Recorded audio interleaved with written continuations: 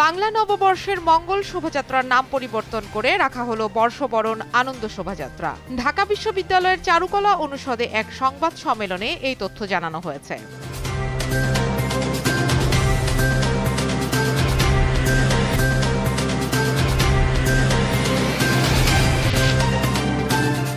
আওয়ামী লীগ সরকারের সময় মানবতাবিরোধী মামলায় মৃত্যুদণ্ড কার্যকর হওয়া সাবেক মন্ত্রী ও বিএনপি নেতা সালাউদ্দিন কাদের চৌধুরীর বিরুদ্ধে সাক্ষ্য দেওয়া মুক্তিযোদ্ধা নুরুল আফসারকে কক্সবাজারের রামু থেকে আটক করা হয়েছে।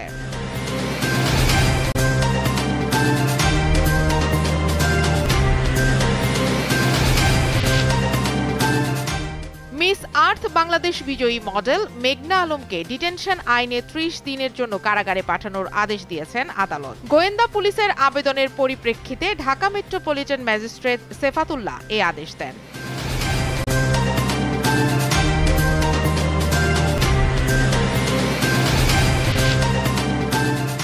মার্কিন প্রেসিডেন্ট ডোনাল্ড ট্রাম্প চীনা পণ্যের উপর শুল্ক বাড়িয়ে ১২৫% করলেও যুক্তরাষ্ট্রে আমদানি করা চীনা পণ্যের উপর বর্তমানে মোট শুল্ক ১৪৫% বলে জানিয়েছে হোয়াইট হাউস।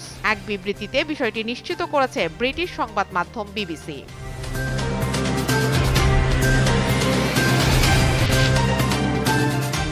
গাজা জুড়ে ইসরায়েলের বর্বরোচিত হামলার আরও ২৯ ফিলিস্তিনি নিহত হয়েছেন। এর পাশাপাশি নতুন হামলা ও হতাহতের খবরও পাওয়া যাচ্ছে।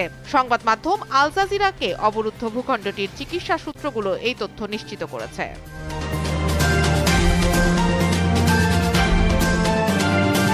পরিমাণের সঠিক খাবার পেতে তাই আজই অর্ডার করুন ফুডি অ্যাপে।